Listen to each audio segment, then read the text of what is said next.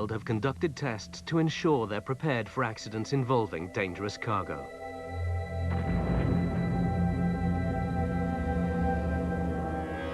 In this crash test in the UK, a train was sent at 160 kilometers an hour into a deliberately derailed nuclear container to see if it could withstand the impact.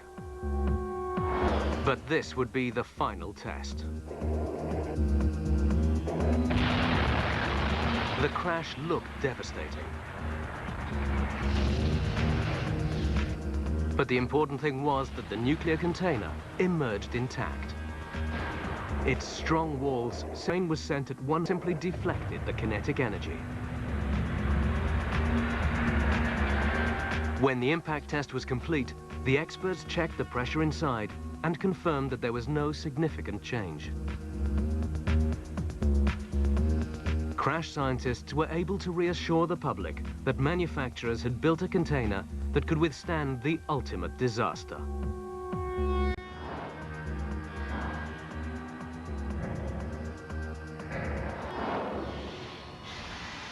Work continues in the field of crash science to provide every possible safeguard in every imaginable type of train crash.